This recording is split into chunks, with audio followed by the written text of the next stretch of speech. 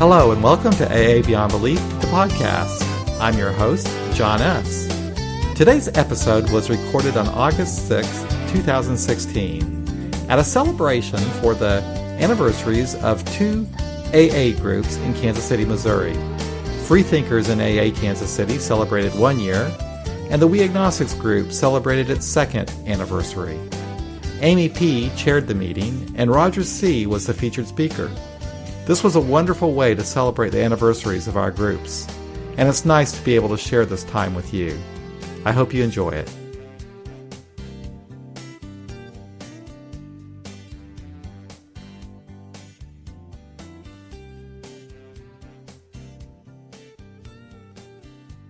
Hello, my name's Amy and I'm an alcoholic. Hi everyone. Before we start, I would like to say thank you for being here tonight to celebrate with us. A special thank you to All Souls and St. Paul's for their support of our groups. I would like to take a moment on behalf of the many members of Freethinkers and We Agnostics to say how grateful we are to three special members and trusted servants of Alcoholics Anonymous. To Jim, John, and Kevin. Thank you for your tireless efforts, your perseverance, and your dedication to getting the We Agnostics and Freethinkers groups started. Many people say Alcoholics Anonymous saved their lives. For this alcoholic, that is certainly true. However, secular AA has given me a new purpose and outlook on life. Over the past year, I have been more excited, dedicated, and in love with the program and its members than ever before. Many of us have come to secular AA out of frustration or perhaps seeking a place to belong once again. Some of us felt left out of our groups because of our beliefs or lack of beliefs. What I love the most about secular AA is the personal responsibility for my recovery. If John, Jim, and Kevin would come up, I'd like to present a gift to the We Agnostic group and the Freethinkers group. Wasn't that nice? These are little placards that I made so we can start collecting our anniversary coins. That's great.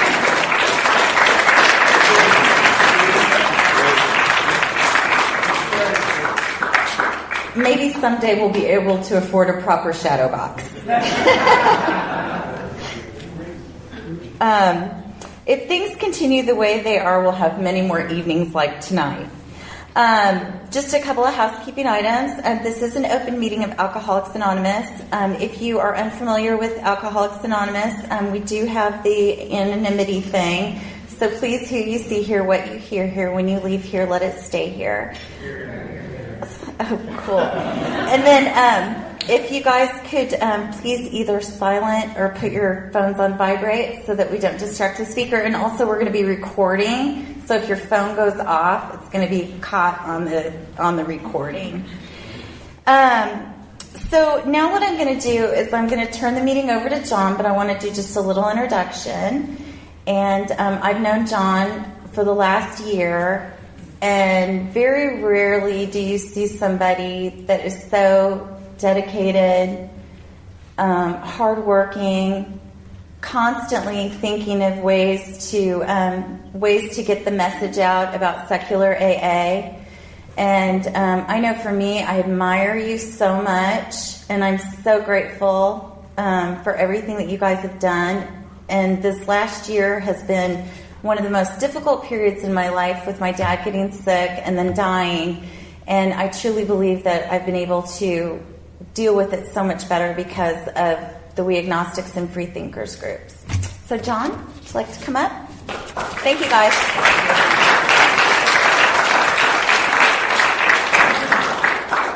I don't think my wife would agree with that hard-working part. But anyway, so I'd like to open the meeting with the reading of the AA preamble. So Jim, would you come up and read the AA preamble? All righty. Jim, alcoholic. I'm so glad to be here from Indianapolis, be back home, so to speak. And so I'm very pleased to read this. Alcoholics Anonymous is a fellowship of men and women who share their experience, strength, and hope with each other, that they may solve their common problem and help others to recover from alcoholism. The only requirement for membership is a desire to stop drinking. There are no dues or fees for AA membership. We are self-supporting through our own contributions. AA is not allied with any sect, denomination, politics, organization, or institution. Does not wish to engage in any controversy. Neither endorses nor opposes any causes. Our primary purpose is to stay sober and help other alcoholics achieve sobriety. Jim's a co-founder of the We Agnostics group. He was the only atheist I knew in AA, and so thank you, Jim. And now I know a lot more of them. Like other agnostic groups from around the world, we also have an agnostic AA preamble, and I'd like to invite Kevin to come up and read that. I'm Kevin P. I'm an alcoholic. Glad to see everyone this evening. Photos are allowed while I'm up here, so help yourself. I do have a story about agnostic, about this particular paragraph. I call it the most important paragraph in secular AA, because the first time that I came to We Agnostics from another large group in Midtown, when they read this paragraph, I thought, I've got something here. This sounds just exactly the way I believe. So I was thrilled to find this particular paragraph. Agnostic AA meetings maintain a tradition of free expression where everyone is free to express any doubt or disbelief that they may have and to share their own personal form of spiritual experience, their search for it or their rejection of it. In keeping with AA tradition, we do not endorse nor oppose any form of religion or atheism. Our only wish is to ensure that anyone with a desire to stop drinking may find support in AA without having to accept anyone else's beliefs or to deny their own. Thank you. I'm not sure if I introduced myself, but in AA, if you're not familiar with this, we love to say this. My name's John, and I'm an alcoholic. Welcome, and thank you for attending this celebration of the first anniversary of the Freethinkers and AA group and the second anniversary of the We Agnostics Kansas City AA group. This is an open meeting of Alcoholics Anonymous.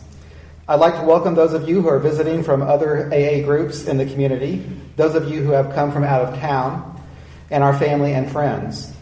I would also like to thank the All Souls Unitarian Universalist Church for their kindness and their tolerance, which I know we've tested from time to time. And I'd like to welcome the members of the church who are in attendance here tonight. Welcome to everybody. Before I introduce our speaker, I'd like to provide a little history about our two groups.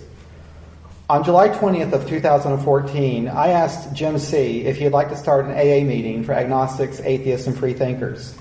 Without hesitation, he answered yes, and that very night we put up a website and started searching for a meeting location. And knowing that agnostic AA groups have a long history of holding meetings at Unitarian Universalist churches, I contacted All Souls, and I was happy to learn that they had a space for us to rent. The week prior to our first meeting, Jim and I attended a meeting at the We Agnostics group in Lawrence, Kansas, which unbeknownst to us had been meeting for 2 years prior to our starting our group. That was the first time either of us had ever experienced an agnostic meeting. 3 of the members from that group, Dave, Austin, and Justin, made it to our first meeting here at All Souls. After we had been meeting for about a year, it was sometime in July of 2015, really a landmark time for our group, Erica K. went to a meeting at the Unity group, and after the meeting, she walked up to Richard W. and she said, "You're an atheist. You need to go to We Agnostics." In a few days, Richard and several others from the Unity group came to one of our meetings. And one of those people was Kevin P., a free thinker. And he liked our meeting format, and he was inspired to start Freethinkers in AA Kansas City, which today meets every Monday and Wednesday night, and also hosts our monthly anniversary meeting for both of our groups on the last Friday of each month. Today there are 7 secular AA meetings a week in Kansas City and 2 a week in nearby Lawrence. Our groups are growing quickly, and hardly is there ever a meeting without someone there for the first time. We come together to support one another in our desire to stop drinking, and it works. One day at a time, we are staying sober and reclaiming our lives. Let me express our gratitude to our Kansas City, to our Kansas City area AA Central Office, to District 6, and to Area 39 for the amazing infrastructure of service that they support and that we depend upon. The greatest part of the experience with helping to start a new AA group is getting involved in service outside of the group. I'm in awe of the people I've met at Central Office, the district, and the area. Their love and dedication to serving Alcoholics Anonymous is inspiring to me, and they have my greatest respect. For those of you who have never before attended an AA meeting, this one's a little different. Usually at an open AA speaker meeting, the speaker will share his or her personal story, their experience, strength, and hope. Tonight, instead of hearing the story of an individual, you will hear the story of many people, from perhaps the greatest storyteller that I know in AA today, Roger C. Roger is a member of the We Agnostics group in Hamilton, Ontario, a group he started not that long ago. We Agnostics Hamilton is doing great, by the way. Like our groups, they routinely see a lot of newcomers at their meetings. These newcomers are people who otherwise thought AA was not for them, but they are finding sobriety at the We Agnostics group in Hamilton. Roger is a writer, an editor, and a publisher.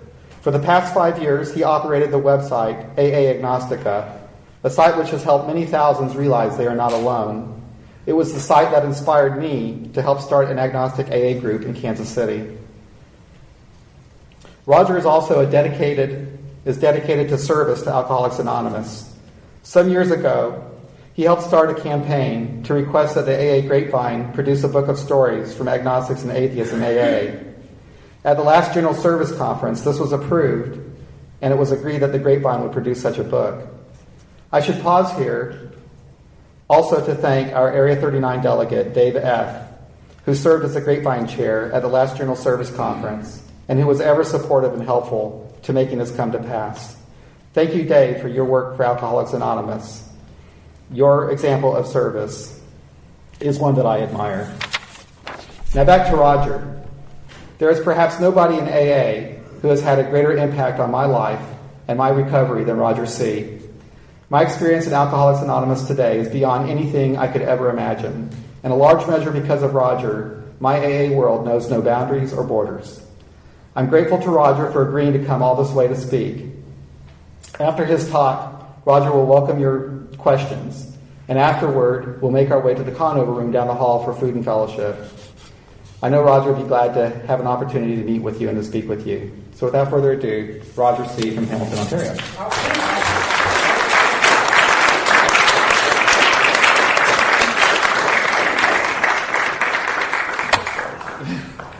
Thank you, good sir. My name's Roger. I'm an alcoholic. It's an honor for me to be here this evening.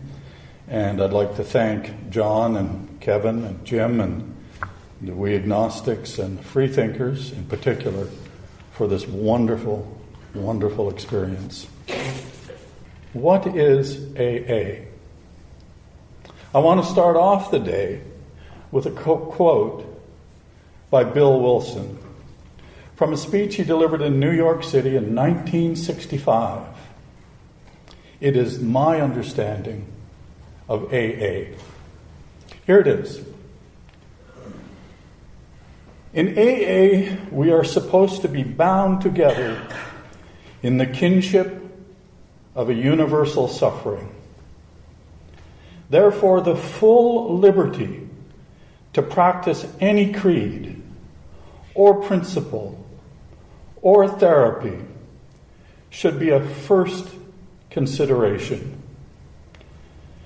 Hence, let us not pressure anyone with individual or even collective views. Let us instead accord to each other the respect that is due to every human being as he tries to make his way towards the light. Let us always try to be inclusive rather than exclusive. Let us remember that each alcoholic among us is a member of AA, so long as he or she so declares. So now you understand perfectly how I think about AA, and that will perhaps illuminate what follows.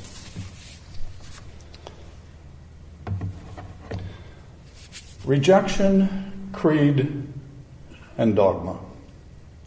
Rejection. We start today with the feeling of rejection, of being rejected. Have any of you ever felt rejected?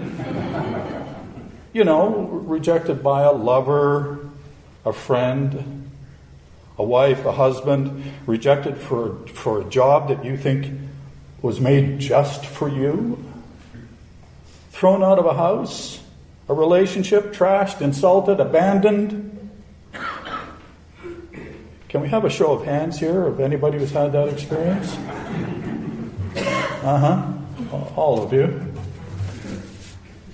On Tuesday, May 31st, 2011, 2 agnostic groups were booted out of the Greater Toronto Intergroup.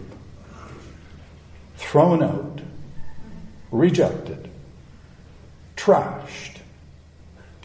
That's where today my story begins. The next day, on Wednesday, I emailed the Toronto Star newspaper and later that day talked to a reporter, Leslie Scrivener.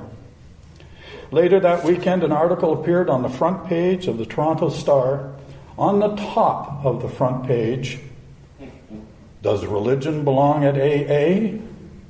Fight over God splits Toronto AA groups. On Thursday, I went to the evening meeting of my home group, Beyond Belief, the first agnostic group ever in Canada, founded on September 24th, 2009. And one of the 2 groups booted out of the Greater Toronto Area Intergroup, GTAI. There was, as per usual, some 24 people present. They were, to put it mildly, my friends, broken-hearted. There was a fear in the room that the group and the meeting were as good as dead. If it did not die immediately, it would wither away over time. After all, we were not now on any lists. We were rejected. Where will I go? But I love this meeting. They hate us. What am I going to do now? That was the mood as I entered the room. Some were crying. One of them was Catherine, a wonderfully talented Canadian actress. I had sat beside her and chatted with her at her first ever AA meeting at Beyond Belief, some 6 months earlier. After that first meeting, she'd given me a big hug and said, "Roger, I have a new home." Now, her head was on the table, and she sobbed. So what's it all about? Dear friends, why did they do it? Why did Intergroup boot the 2 agnostic groups out? The answer is really simple. Creed and dogma. Legal action has been taken in Toronto against Intergroup. The issue was taken to the Human Rights Tribunal of Ontario. Founded in 1986, here is a principle defended by the tribunal. Every person has the right to be free from discrimination or harassing behavior that is based on religion, or which arises because the person who is the target of the behavior does not share the same faith. This principle extends to situations where the person who is the target of such behavior has no religious beliefs whatsoever, including atheists and agnostics, who may, in these circumstances, benefit from the protections set out by the Code. On February 17th of this year, the Ontario Human Rights Tribunal wrote, and I'm quoting, and it was an interim decision of the Human Rights Tribunal, the GTAI, Greater Toronto Area Intergroup, submits that evidence indicates that its purpose is to practice the 12 steps and to practice a belief in God. In order to be a part of GTAI, a group must be prepared. A group must be prepared to practice its 12 steps, and thus the members of the group must have a belief in God. Of course, if you believe that is a definition of AA, and that AA was never meant for non-believers, what Intergroup did makes perfect sense. Its decision is beyond reproach. Forget about the fact that the 12-step program is only suggested. Forget about Tradition 3. Throw the responsibility out of the room with the atheists and agnostics. In 1961, in an article in the Grapevine, Bill Wilson wrote, "In AA's first years, I all but ruined the whole undertaking. God, as I understood him, had to be for everybody. Sometimes my aggression was subtle, and sometimes it was crude. But either way, it was damaging, perhaps fatally so, to numbers of non-believers. Perhaps fatally so. I know, as many do, that it is not a question of perhaps. Folks, I will be coming back to the issue of dogma later, but right now I would ask you to join me in a moment of silence for all those non-believers who have left the rooms of AA and been fatally damaged by a sometimes subtle and often crude dogmatism, which I'm afraid is far too often a part of our fellowship of AA.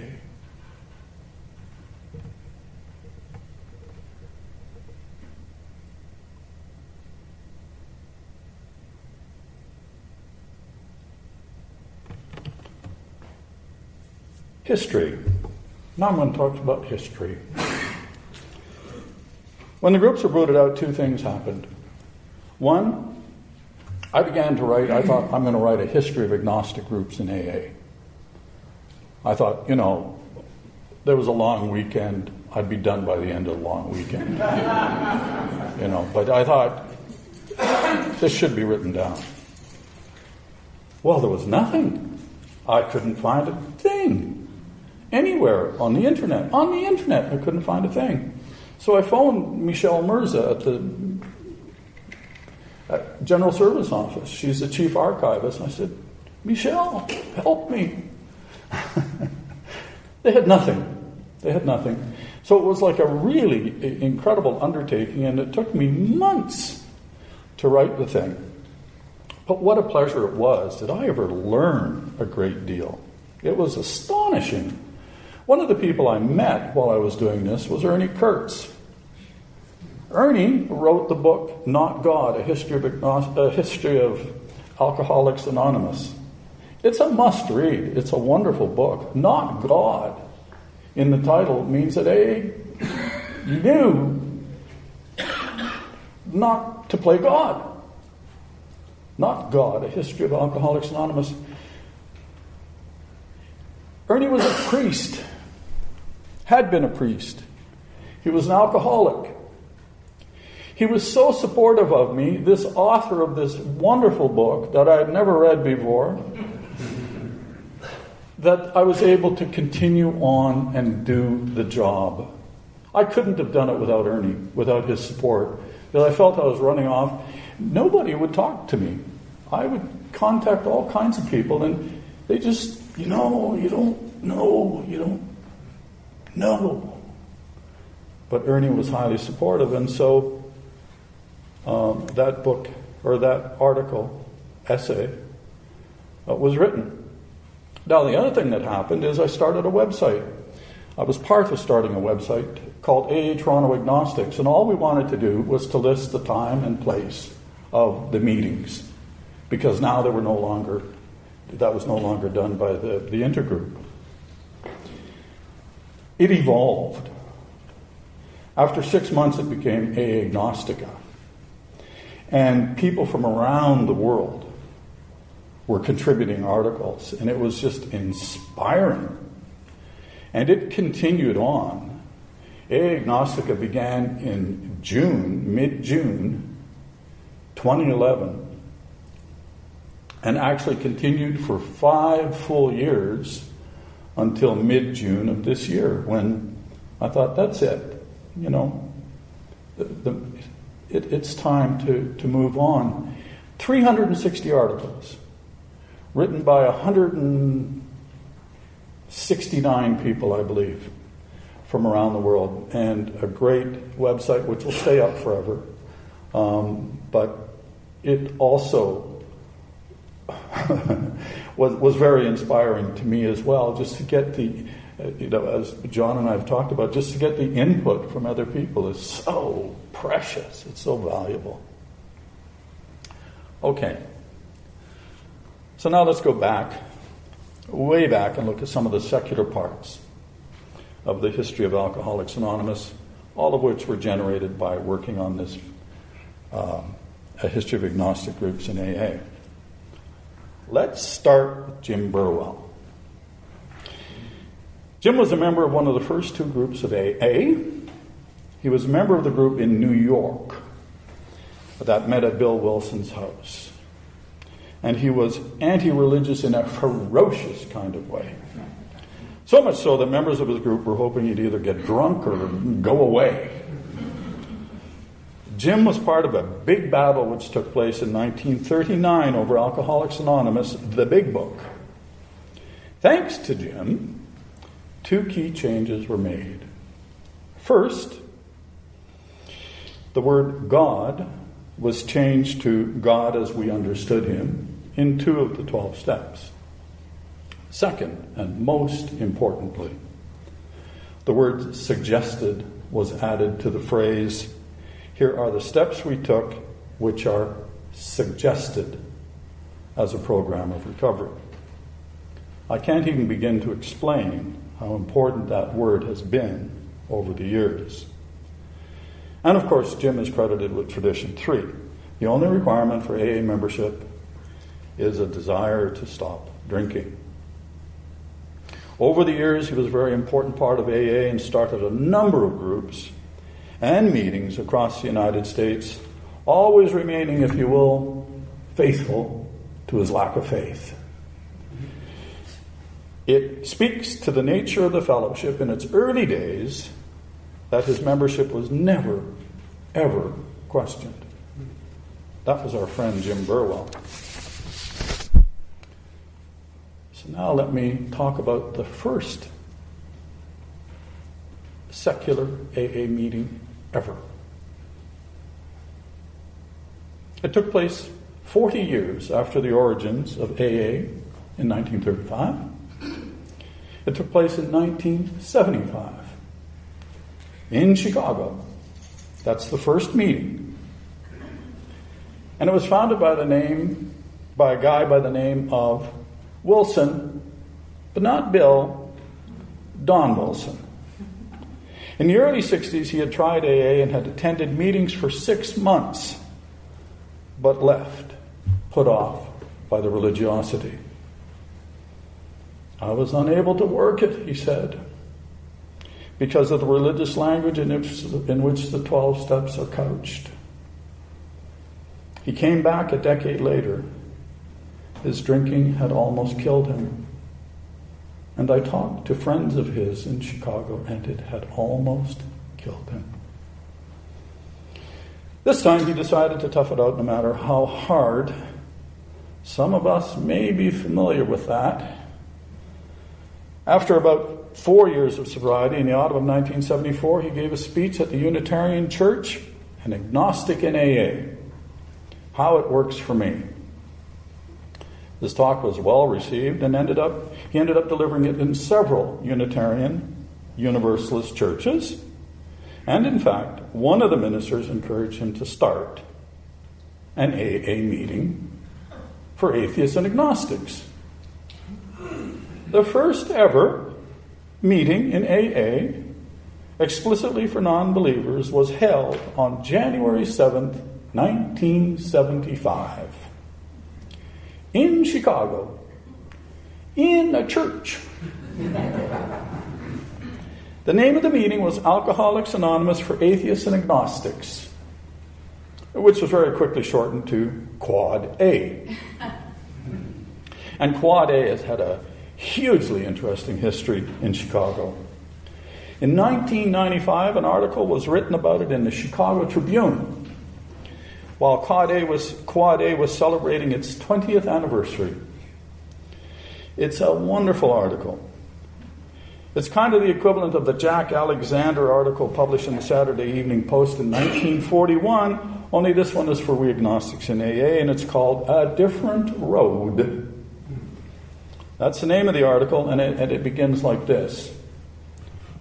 6 o'clock Saturday night, and the drunks are having a party. This is news.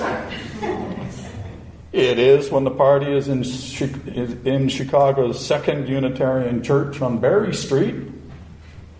The drunks are sober, and the party is to commemorate the 20th anniversary of a controversial 12-step recovery group, Alcoholics Anonymous AA for Atheists and Agnostics, known in AA circles as Quad A. AAAA. Today, Quad A is going strong. There are 12 meetings in Chicagoland. They're listed by the Chicago Intergroup. In fact, one of the search options when you're looking for a meeting on the Chicago Intergroup website is called Atheist Agnostic. So you can actually look for those secular meetings in Chicago. And there's something else I wanted to mention. We generally get the impression that Santa Monica in 2014 was the first convention or the first collective gathering of agnostics in AA. Not so. It's wrong. On September 13, 2009, a Quad A Unity Conference was held, and it was called Beyond Alcohol and Addiction, Sobriety, Sanity, and Serenity. Over 100 people attended it. And I've got a 16-page leaflet, which was sent to me by Chuck Kay in Chicago while I was working on a history of agnostic groups in AA. And it's wonderful. It contains, for example, the conference schedule, which included a number of speakers, terrific speakers. It includes an article about a man of distinction, our friend Don Wilson. It contains a copy of the 1995 article written in the Chicago Tribune called A Different Road. It contains several versions of secular steps. And in the end, it decides to describe AA in 8 words, which is like, 4 times 2 words. The first words are, quit drinking. 2 words. The second 2 words are, trust AA. The third 2 words is, clean house. And the last 2 words, help others. A pretty simple understanding of AA. So that was the first agnostic meeting in Chicago, January 7th, 1975. It would take 5 years for the next group of meetings to start. And that happened in California. That happened in Los Angeles. And that happened because of a wonderful guy by the name of Charlie Polachek. If you want to read about Charlie, there's an article on A Agnostica called Father of We Agnostics Dies. I talked to Charlie on the phone. He died at the age of 98. He told me, he was about 96 or 97 at the time, very proud, he says, I am the daddy of We Agnostics groups. Because he started the first group ever called We Agnostics. So you guys have a daddy. Started in 1980 in Hollywood in Los Angeles. It was very hard for me to find Charlie. I want to tell you, very hard. I talked to people who would have known but didn't want to tell me, quite frankly. And there was always a lot of people I talked to, even agnostics in AA, who pushed me away. They thought this was going to be too controversial, this history of We Agnostics in AA. And so, strangely enough, the fellow who told me about Charlie Polachek was James Christopher, who started SOS. When I talked to Charlie on the phone, again, he was quite surprised that I was writing an article, a history of agnostic groups in AA, and his response was, "Really?" It was so exciting to him that we go public about this. It was so exhilarating to him that this would cease to be a secret within AA. Charlie described himself as both an atheist, and a number of people I talked to described him as one of the most spiritual human beings they had ever met. I contacted his daughter, Angeliska, shortly after his death.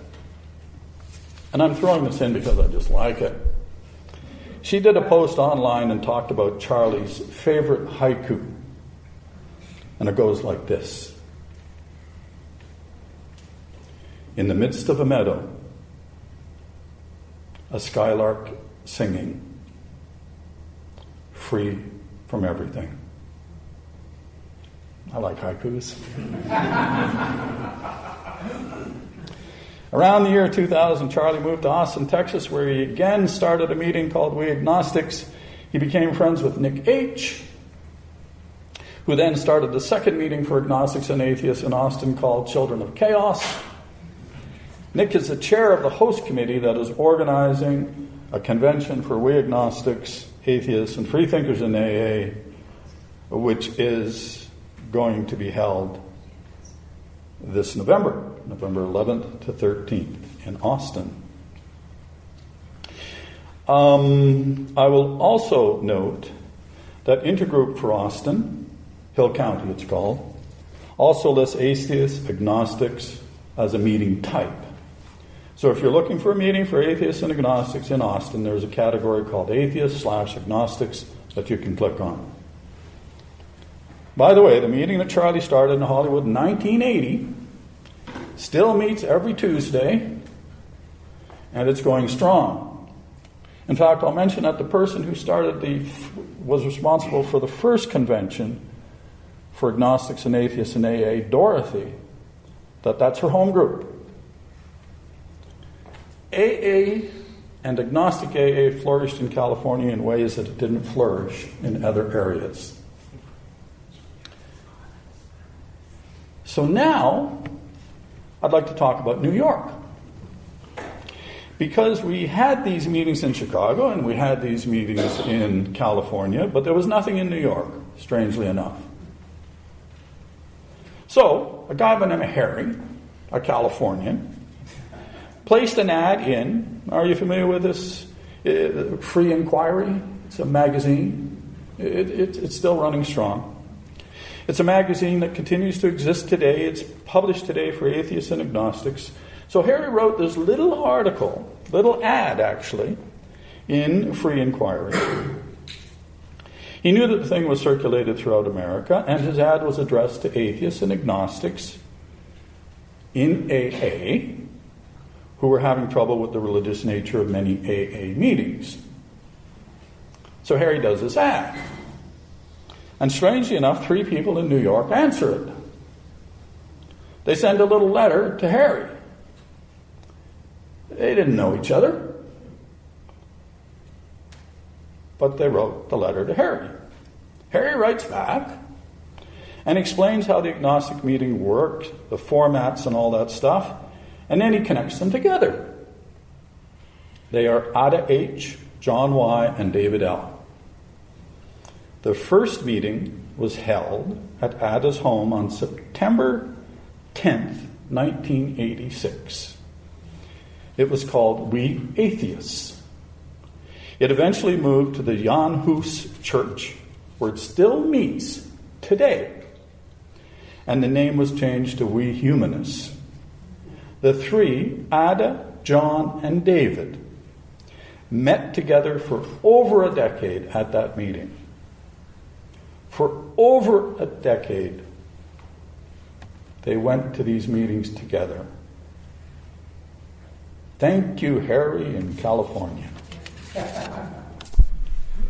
David eventually moved to Pittsburgh. John Y. died on March 10, 2003. He was co-founder of the Secular Humanist Society of New York City, a lifelong resident of the Bronx, and a veteran of World War II. Born in 1921, he got sober in 1962. Ada died in August 2005 at the age of 83. She had more than 30 years of sobriety. She's a very passionate woman, a socialist, and a very wealthy New Yorker. On her tombstone, it says, Ada started an Alcoholics Anonymous meeting for atheists and agnostics. Today there are 16 meetings in New York City for agnostics, atheists, and freethinkers in AA. Under the search again for meetings, there's something called a special interest category, where you can click on agnostic and again find these meetings.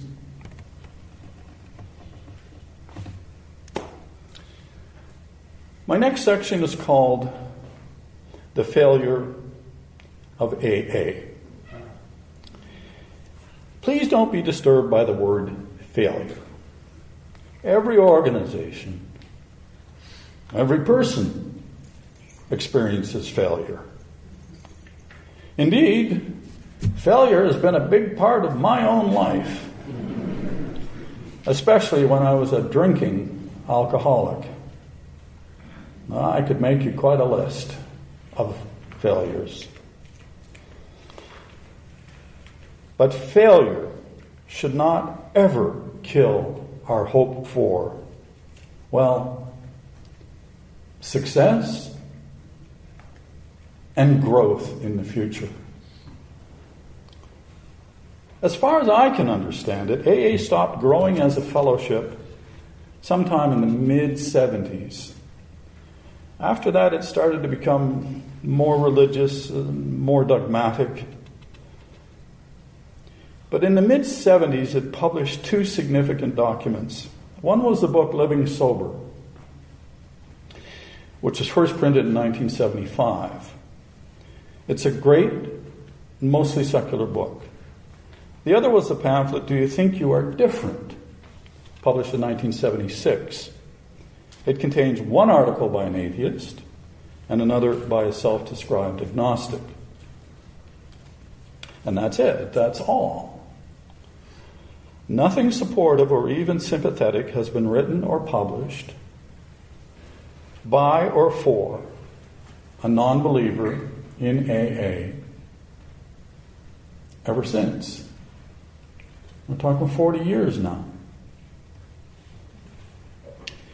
And it's not just the support of non-Christian alcoholics that, in my view, AA has failed. As a fellowship devoted to helping alcoholics, it has failed to keep up with science and its understanding of the causes and treatments for alcohol abuse. Again, in 1965, Bill Wilson said, research has already come up with significant and helpful findings, and research will do far more. And it has. But you wouldn't know it if your sole source was AA.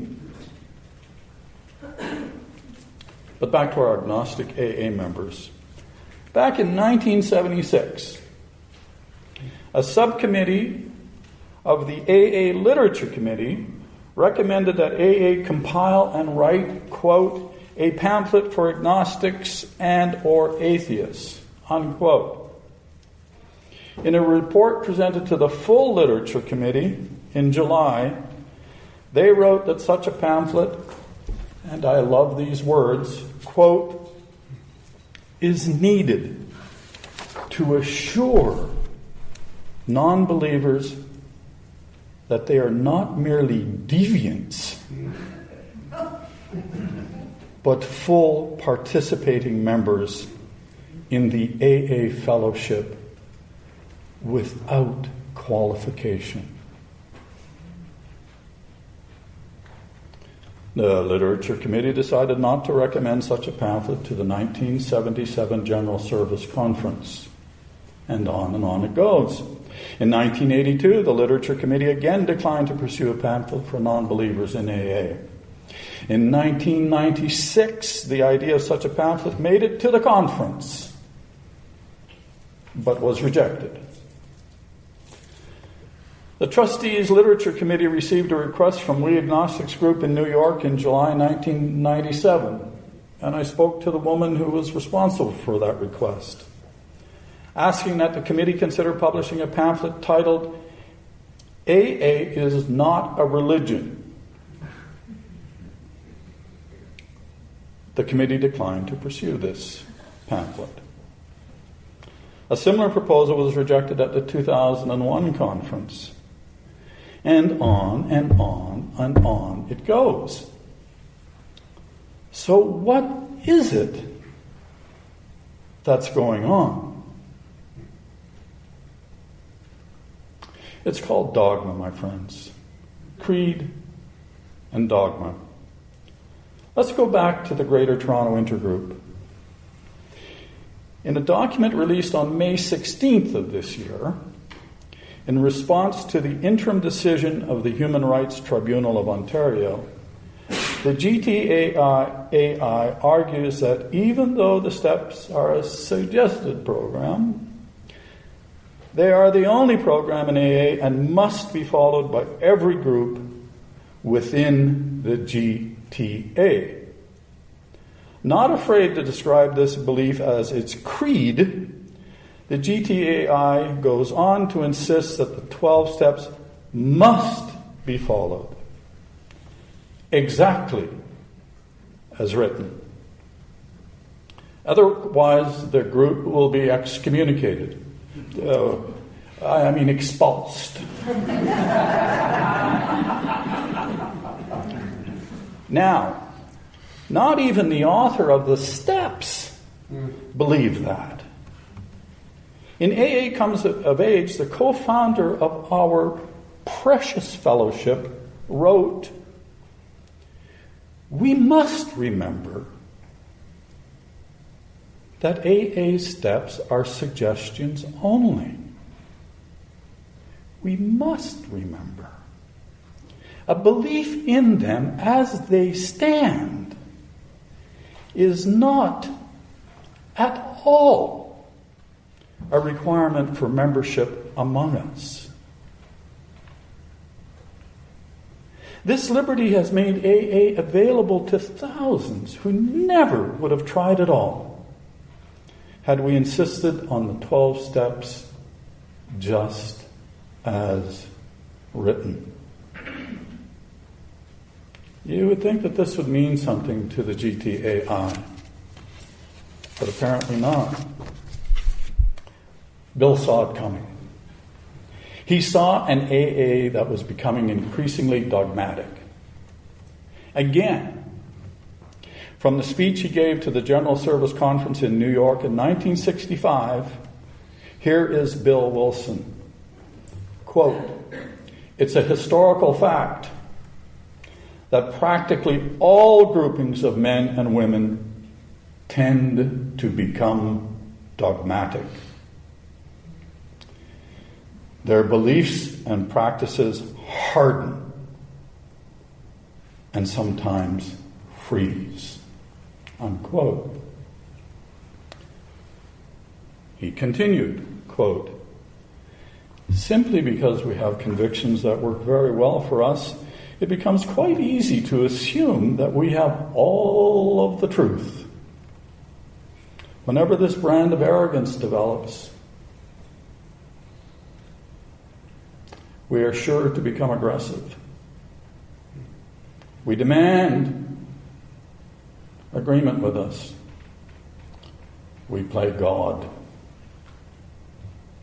The Greater Toronto Area Intergroup loves playing God. This isn't good dogma, Bill continued. This is very bad dogma. It could be especially destructive for us of AA to indulge in this sort of thing. Unquote. You think? Now, I want to make something clear. We all have beliefs. There are no exceptions. I have my own beliefs. What is wrong is forcing our views on other people. What is wrong is not permitting others to own and voice their own convictions. You know, Bill Wilson understood that too. Quote, all people must necessarily rally to the call of their own particular convictions. And we of AA are no exception. Moreover, he continued, all people should have the right to voice their convictions. Pretty simple stuff, you would think. Moving forward. Now I'm going to flip to the optimistic side, okay? And the first thing I want to talk about is literature. We agnostics and atheists have made such enormous progress in so many ways, and certainly this is one of them. But I'm going to limit myself to talking about just 2 books. I have a friend you may have heard of, Joe C. He was one of the people who started Beyond Belief in Toronto, the first agnostic meeting in Canada. That was my home group until I started We Agnostics group in Hamilton, Ontario. And you know, I didn't want to start a group in Hamilton, Ontario, because I would travel from Hamilton to the Beyond Belief meeting. It'd take me 2 hours to get there, 2 hours to get back. You know, and sometimes I wonder, do you really need to go?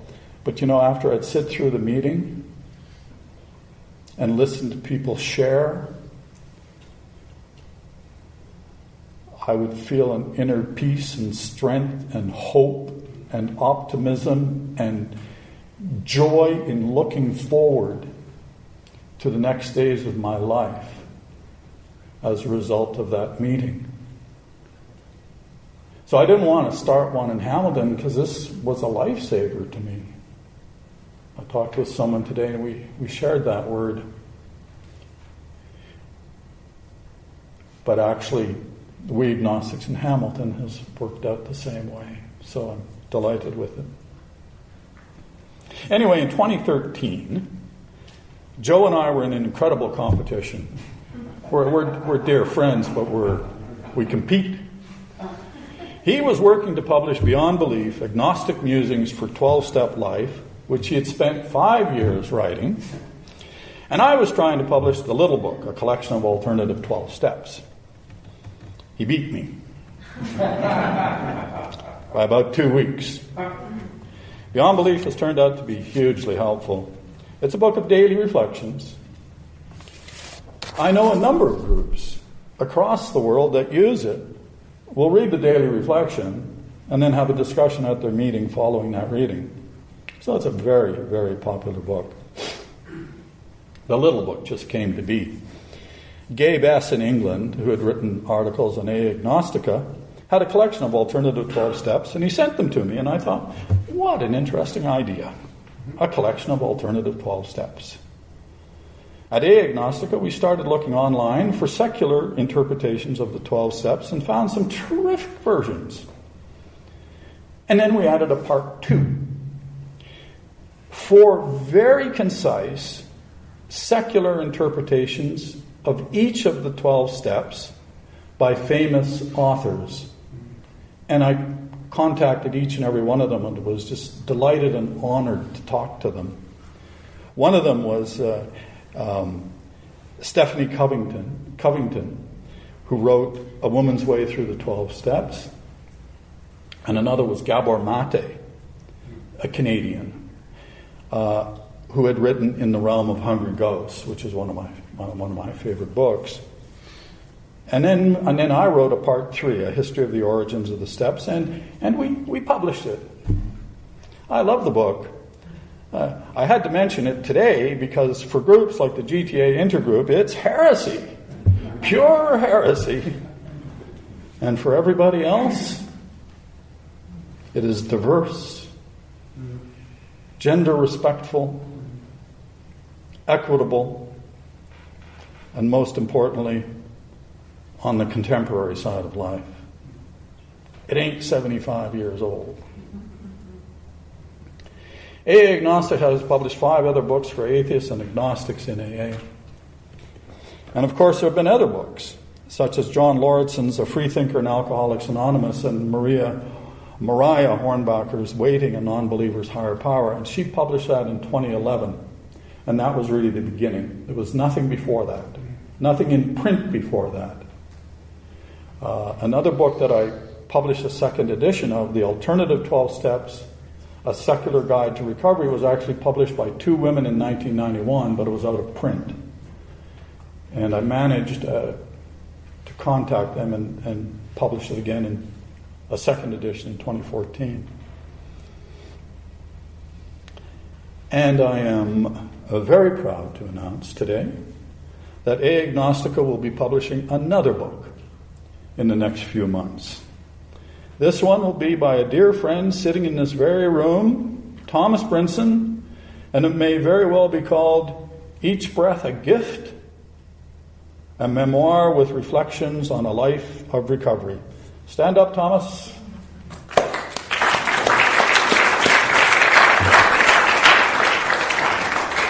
Thomas has written a number of articles for AA Agnostica and for AA Beyond Belief. He knows of what he speaks, and it promises to be a super book. Let me talk about websites. Spaces for agnostics, atheists, and freethinkers in AA. There are all kinds of them. Rebellion Dogs Publishing, Joe C., manages that website. There is AA Agnostica, which began in 2011 in Toronto, as I mentioned, and stopped posting articles regularly on Sundays after 5 full years in June of this year. It remains online with a total of 360 excellent articles that are still there for everybody to read. AA Agnostica was succeeded by AA Beyond Belief by my good friend John S., who is now doing that website and podcasts. The super editor for articles on AA Beyond Belief is also here today, Doris A. You might even hear this talk on AA Beyond Belief. It's a terrific website. And certainly John and Doris have earned a hearty round of applause for us.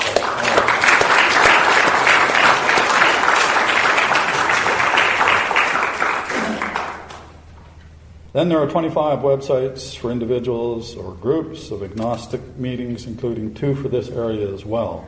So there are all kinds of websites, all kinds of information. Meetings. Let's talk about meetings. We focus a lot on meetings at the beginning of this talk, when they started, where they started, how they started.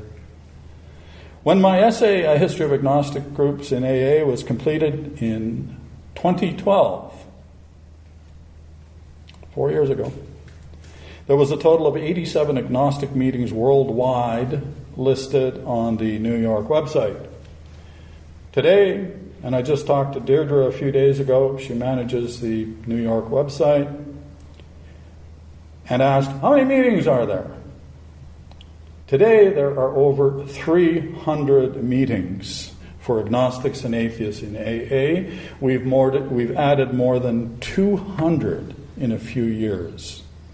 We have gone from agnostic meetings in 3 states to agnostic meetings in 40 states in the United States and 5 provinces in Canada.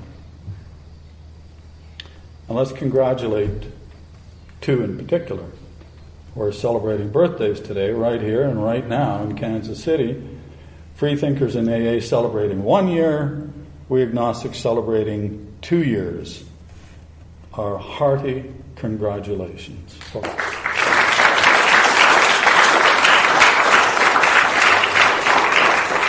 In 2011, when they had the boots put to them, there were 2 meetings for agnostics and atheists in the Toronto area.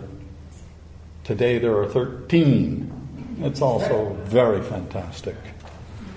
Conventions and conferences. Well, the first one was in Chicago in 2009, and the second in Santa Monica in November 2014. A superb convention, let me say that once again. Then there was a conference in Phoenix, Arizona in November 2015, and one in Olympia, Washington that I attended in January of this year. And now we're all getting ready for a convention in Austin, Texas, coming up this November. So there are plenty of reasons to be hopeful. We are going strong, my friends. We are with the tide, as it were. I'm very near the end of this talk now. And I want to end it yet again with references to Bill Wilson's talk in 1965. He knew, even then,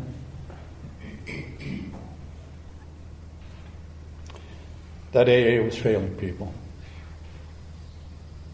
He knew that some were walking out of AA meetings and never coming back. Without much doubt, he said, 1 million alcoholics have approached AA during the last 30 years. He estimated that about 350 or 400,000, quote, of us are now recovered from our malady through the fellowship of AA. But he continued. So we can very soberly ask ourselves, what became of the 600,000 who left?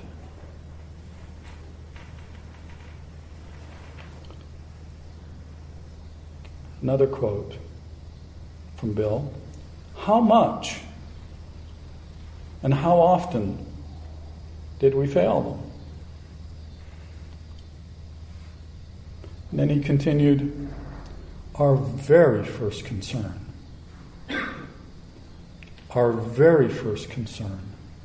should be with those sufferers that we are still unable to reach. And he identified those who were being failed. Quote, newcomers are approaching us at the rate of tens of thousands yearly. They represent almost every belief and attitude imaginable. We have atheists and agnostics.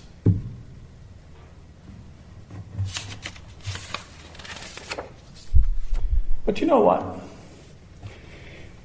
He thought he might have a solution. 1965, he'd live another 6 years.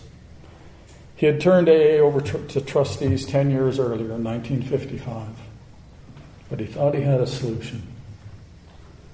A declaration.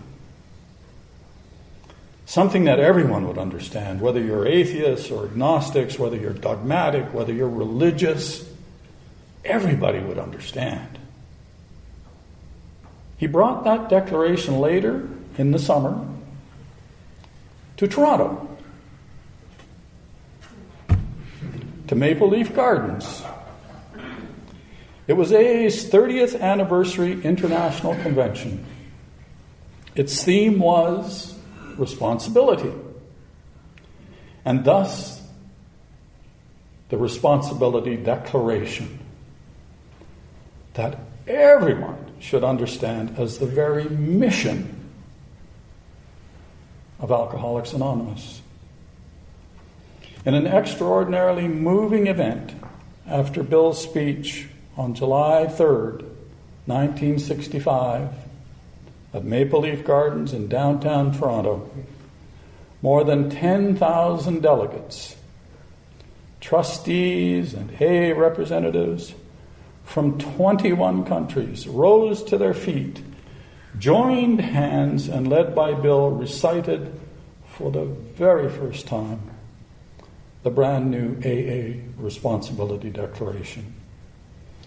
It's a declaration that all the agnostic meetings that I know of, except one, use at the end of their meetings rather than say, the Lord's Prayer. You can remain seated, but please, I would ask you, if you wish, to join me in saying it. I am responsible when anyone, anywhere, reaches out for help. I want the hand of AA always to be there. And for that, I am responsible. Thank you, John. Thank you, Jim. Thank you, Kevin. Thank you, Freethinkers and AA. Thank you, We Agnostics. And thank you all for listening to me today.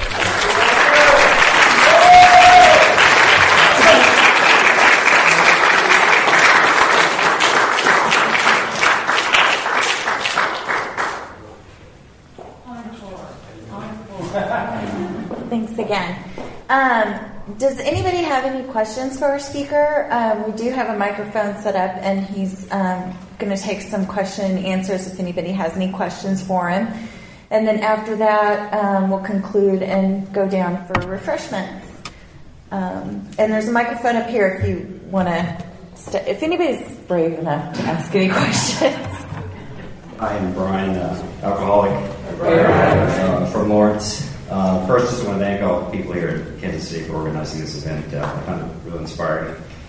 And every time I come out to Kansas City, come to one of y'all's meetings, I always feel invigorated. Roger, thanks for the work that you've done. I find myself grateful for Toronto and Chicago and California and New York and even Texas. I would say that. And some might say thank you for your service, but the word that comes to my mind here when I listen to this history is not service, it's struggle. Both collective and then individual, this sort of soul-searching intellectual work that history work that you've done. So, to what degree do you see this kind of maybe this service work kind of moving to kind of being a struggle, contesting the dogma? As all kind of, it's kind of political in a sense, or at least maybe ideological. That's it. Thanks. Thank you. When I first went to an AA meeting, I really didn't know what to expect. I cried outside the doors of the meeting. And then I went in and listened to people talk and share. And I was stunned. There were people who had the same problem as I did. And I had thought I was unique, that I was absolutely alone. I think AA, and I love AA, I think AA as a fellowship is so important to we alcoholics, to we addicts.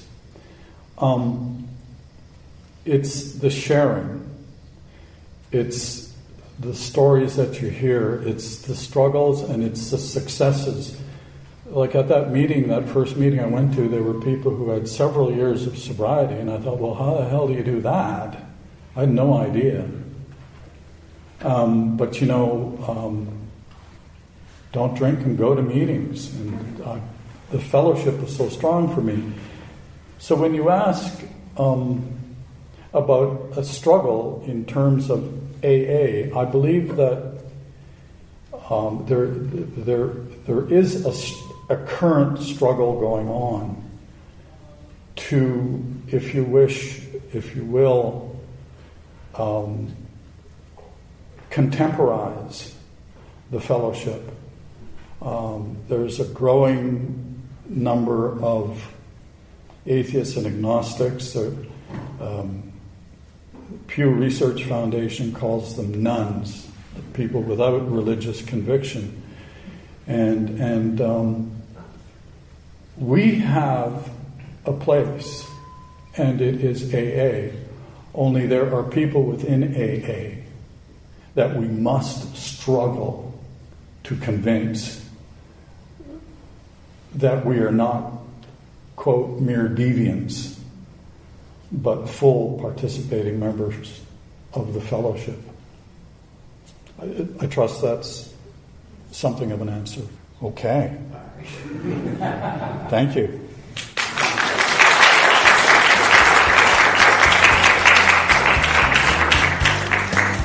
So food is down the hall.